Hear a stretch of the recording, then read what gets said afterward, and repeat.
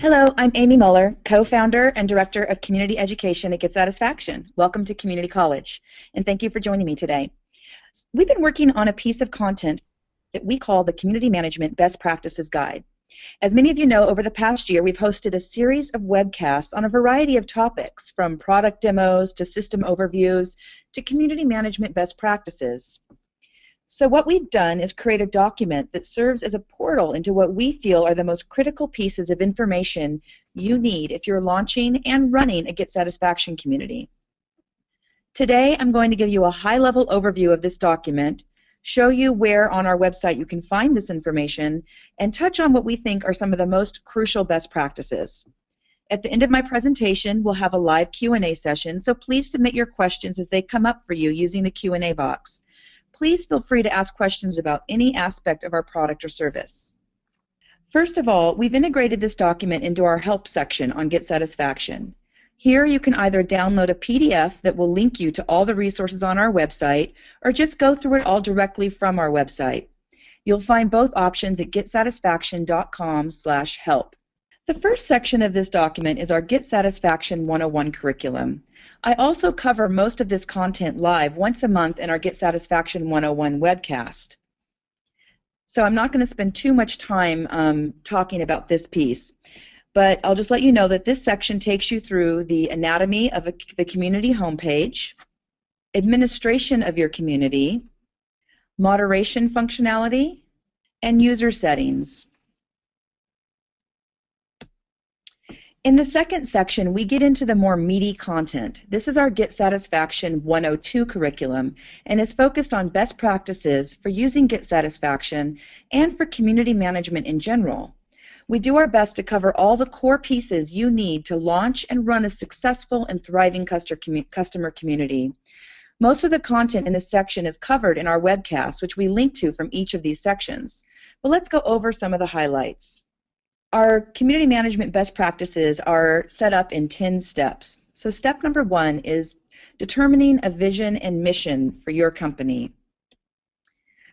Authentic customer communities form when people come together around shared interests. Whatever your vision, it is likely to be the inspiration for people to identify themselves with your organization and connect with each other to help you make your vision a reality. At a practical level, you can design your community to emphasize different activities, from brainstorming on product improvements to support to sharing tips and tricks.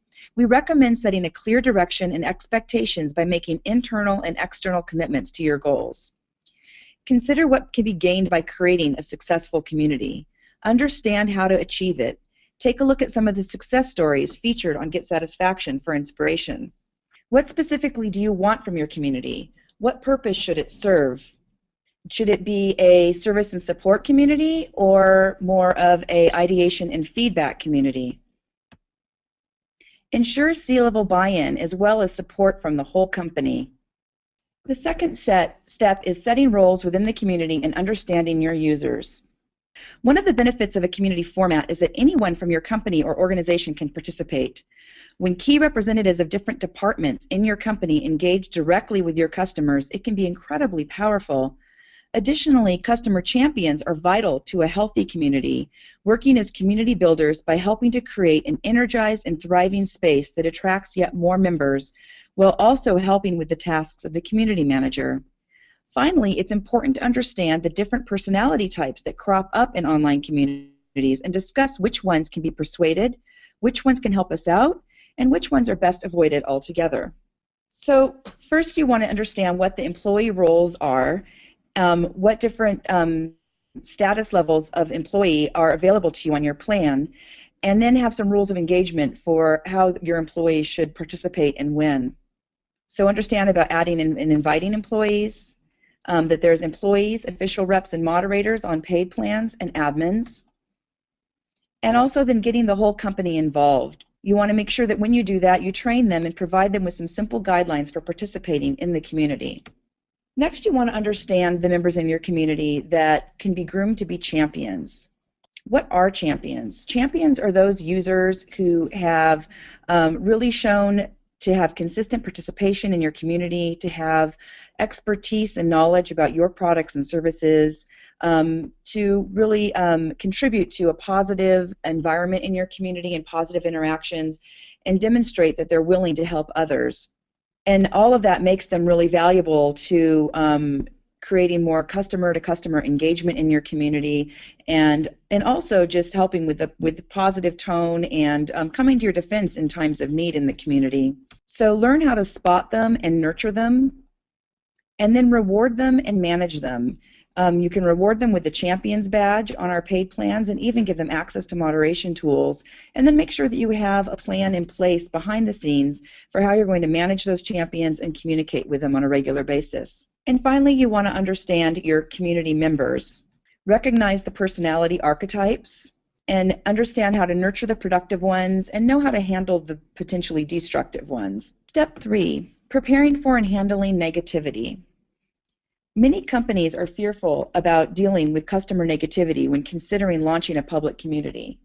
Unfortunately, negativity is an inescapable reality of public discourse. It's important to remember that if someone has a need to express themselves about something they're unhappy with, they're going to find some place to do it, whether you've provided that place for them or not.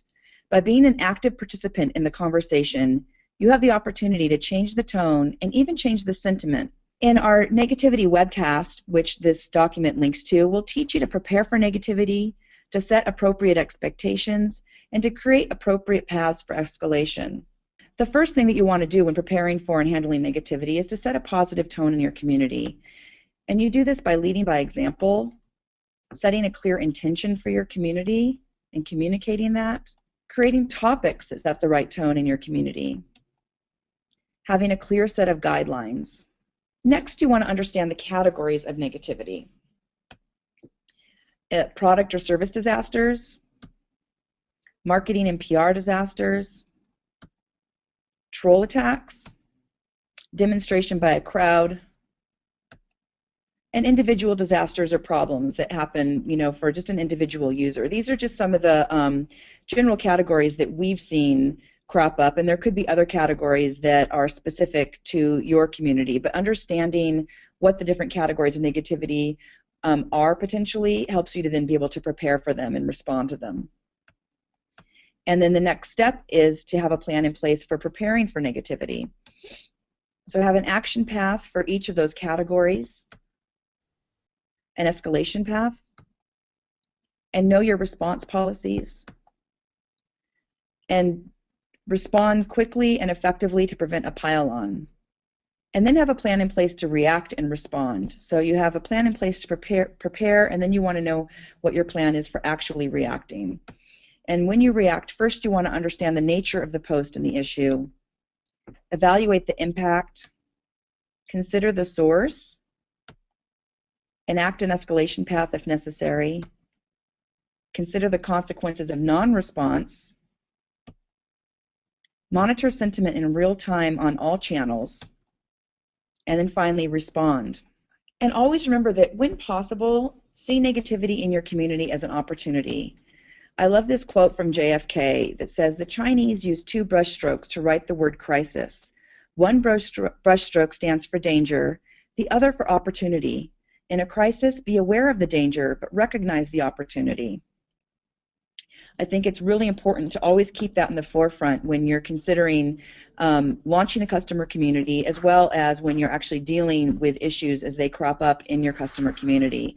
And again, the webcast about negativity goes into detail and examples on all of these points I've covered in this section. Next, we have promoting your community. The first step in creating an effective customer community is getting your customers to the community. There are several things that you can do to promote your community within your business and to encourage community participation. One of the first things you'll want to do is to add Get Satisfaction widgets and links into your website.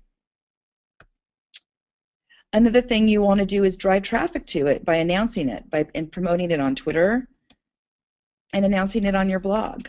And then surface it in your application if that's appropriate, by having widgets embedded in your application, or just links into the community from the experience of using your application. And promote it in your Facebook page if you have one. And you can use Twitter further by using our overheard feature, which allows you to turn a tweet into a Get Satisfaction topic, thus driving more traffic to your Get Satisfaction community. And simply, announce it in a newsletter to your email list.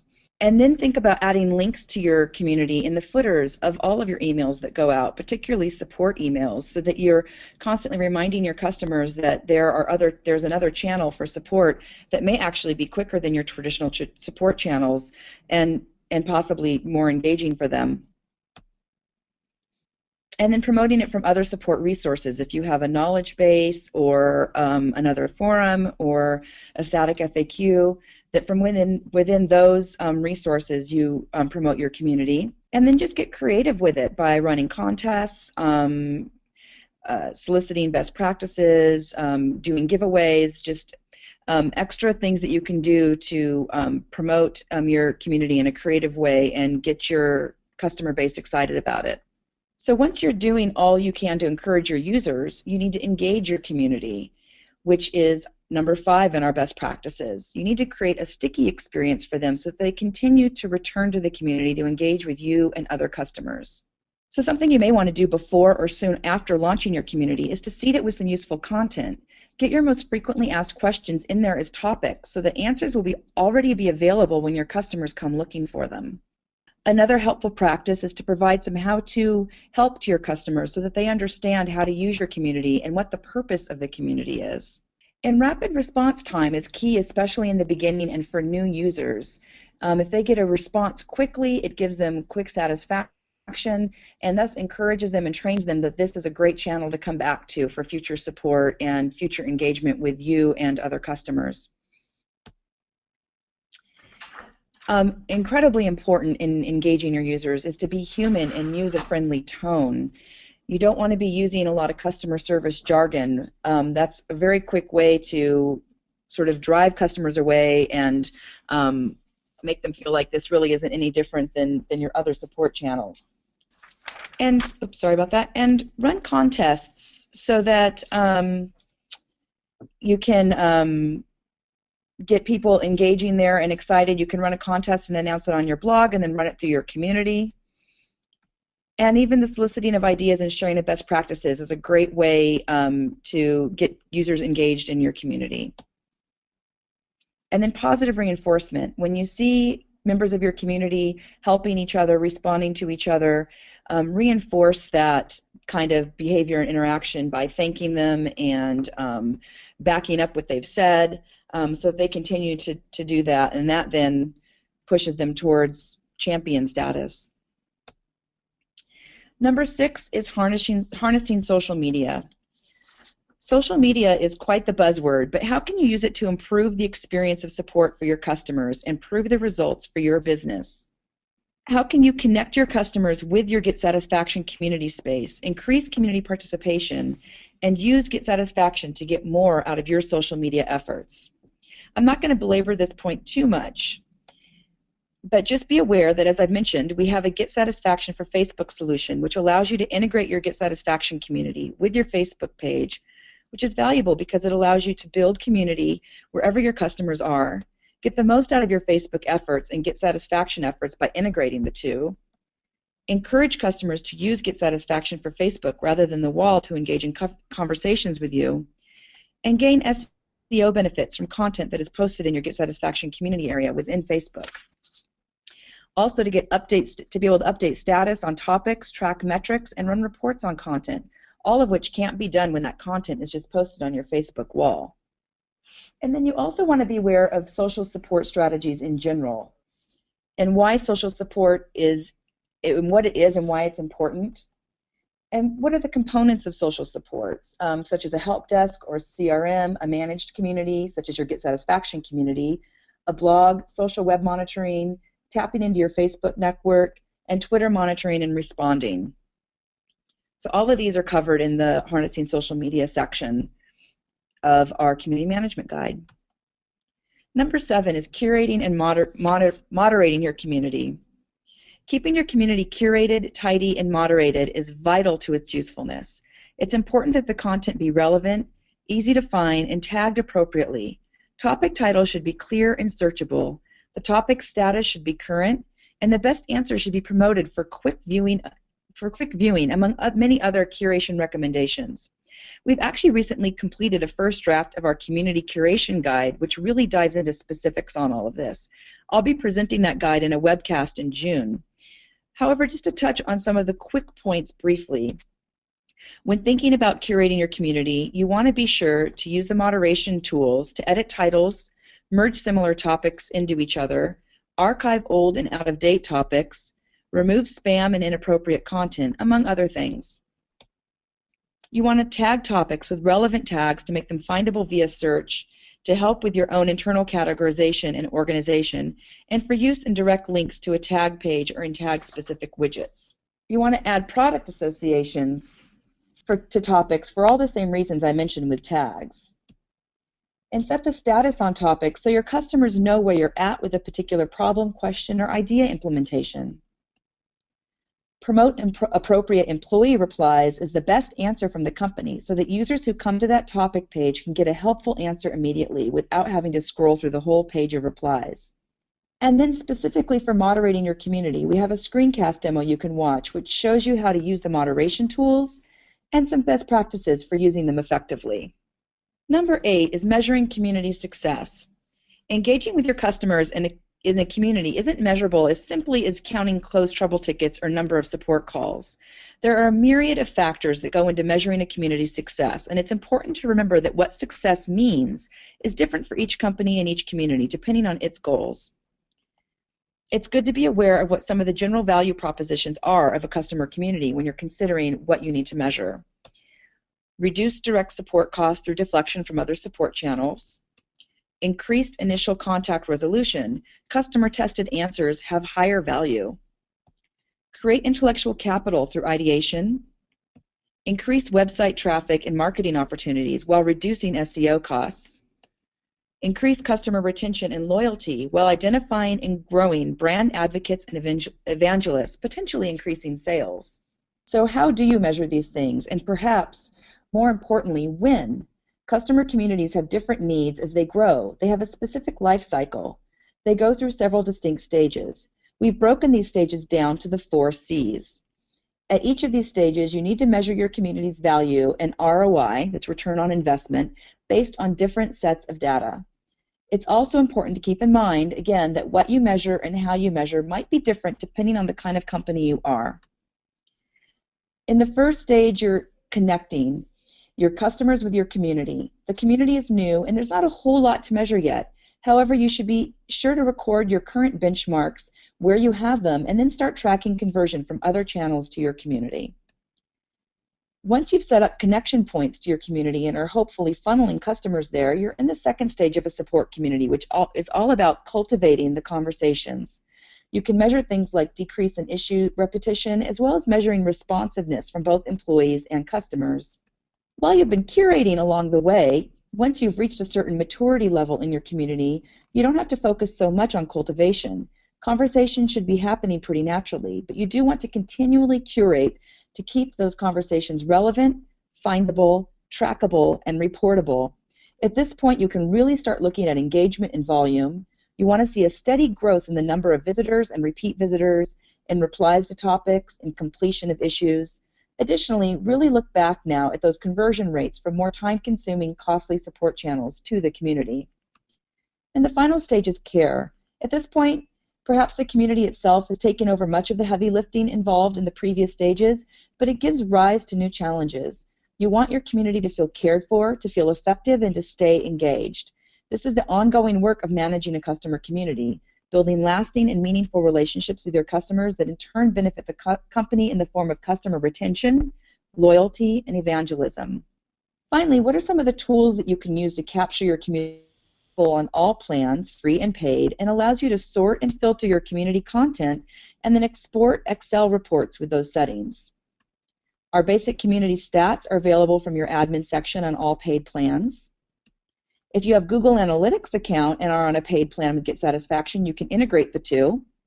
And finally, if you're on our enterprise plan, you have the option of purchasing the Community Health Analytics dashboard, which comes with a deep and diverse set of preset reports and allows you to also create countless custom reports depending on your tracking needs. Again, when you access our Community Management Guide, you will be pointed to a webcast that really digs into all of this in more detail.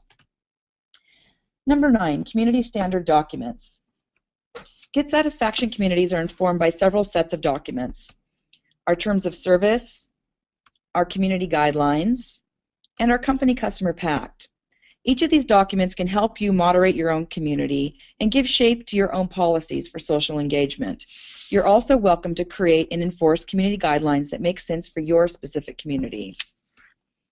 And finally, number 10 is community management resources. Community managers need all the support and ideas they can get. There are a number of great resources outside of Get Satisfaction that can provide inspiration and community. Some of them are blog destinations, but others are avenues into connecting to the networks of community management enthusiasts out there. In this section, we just list a few and go into more detail on each of these in the guide. So that's the basic overview of our Community Management Best Practices Guide with a few highlights called out. Again, you can find it in our Help section. If you click View Online, look then in the lower right-hand corner column for navigation links to all the various sections under the header Education. Each of the best practices I mentioned today has one or more corresponding webcasts, screencast demos, or help articles available on our website or in our community to provide you with more understanding of how to put them into action. So in summary, our Community Management Best Practice Guide covers Get Satisfaction 101, which is the anatomy of the community homepage, administration of your community, moderation, and user settings, and then Get Satisfaction 102, which covers our best practices such as determining a vision and mission for your community, setting roles within the community and understanding your users, preparing for negativity, promoting your community, engaging users, harnessing social media, curating and moderating your community, measuring community success, community standard documents, and finally, external community management resources. We hope that with this guide we can put all of this knowledge and information into your hands so that you can really get the most out of your Get Satisfaction communities and create successful, thriving environments for you and your customers to engage with each other.